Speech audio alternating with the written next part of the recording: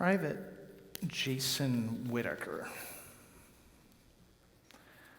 Private Jason Whitaker was a small man, standing only 4 feet 8 inches with childlike facial features and expressions. Jason didn't exactly inspire confidence, especially not in a rugged outfit like the 82nd Airborne. But his understated enthusiasm, his eagerness to please, his curiosity endeared him to his fellow soldiers and superiors, who began to regard him like a little brother. And so together, they took care of him like a little brother. They ensured that he made it through the physical and the mental challenges of everyday life at Fort Bragg. Every time he fell back, a fellow soldier picked him up. Every time he made a mistake, a fellow soldier helped him out. And so Private Jason Whitaker made Fort Bragg his home. But there was just one problem. The 82nd Airborne, America's most regularly deployed unit, rarely stayed in Fort Bragg for very long. And so Private Whitaker soon found himself in Afghanistan, where his fellow soldiers couldn't pick him up every time he fell or fix every mistake he made. And by the time he made it to my desk to receive a disciplinary judgment for mishandling classified information, his catalog of blunders had grown considerably.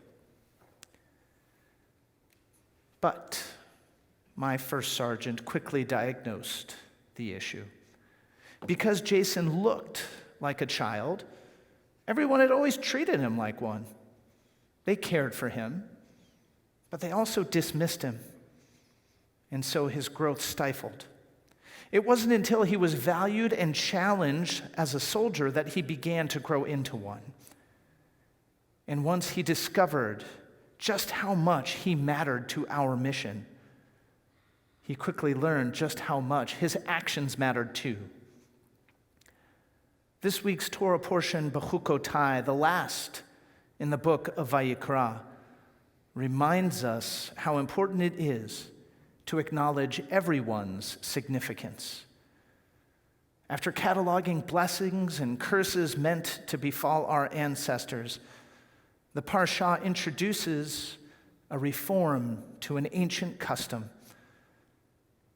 In times of great distress, our forebears might pledge themselves or a loved one to a lifelong service in God's temple in exchange for deliverance from their predicament. Hannah does this when she pledges her eldest son, the prophet Samuel, in exchange for children. But rather than demand lifelong service from our forebears who were foolish enough to make such a vow, the Torah instead assigns monetary values to such pledges, asking the pledger to pay a set fee based upon the age and the gender of the life pledged to the temple. And by setting these fees from oldest to youngest, from male to female, the Torah reminds us of something that's too easy to forget. We all possess very real value to God, to our people, to our community, and to our families. This simple truth that each of us has value, that each of us matters, can become obscured by the routine of human existence, the pace of our everyday lives, from our immediate obligations and concerns to those foisted upon us by the world, make it all too easy to look past the people we meet on our journeys without even a second thought to the depth of their humanity. The grocery store cashier, the Amazon delivery driver, the panhandler at the freeway exit, the driver who cut us off on the freeway on our way up here tonight, the food servers at our Shabbat dinner.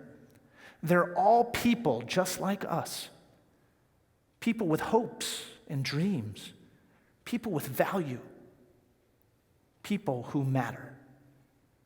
And as Jews, it's our responsibility to remember that they matter and to treat them accordingly. It's not easy. It requires us to be fully present for one another at each moment, to be acutely open to the infinite beauty residing within our friends, within our loved ones, within people we've never even met. But we can do it. In fact, according to the great 20th century Jewish thinker, Emmanuel Levinas, the way we do it is maddeningly simple. We just look someone in the eye and we concentrate on their face.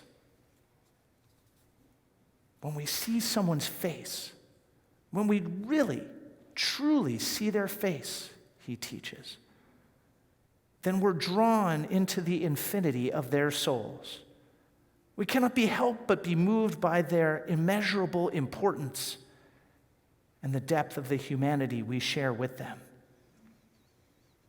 But that's not all. Because as easy as it may seem to dismiss the infinite value of our fellow human beings, sometimes it's just as easy to forget our own immeasurable value. When we feel lonely, when we feel scared, when we feel like we're not smart enough or sophisticated enough or talented enough or wealthy enough or pretty enough, we can forget just how truly valuable we are. But the glimpse we gain into the infinite when we truly see someone's face, that doesn't just remind us that they matter. It reminds us that we matter too. And we do matter.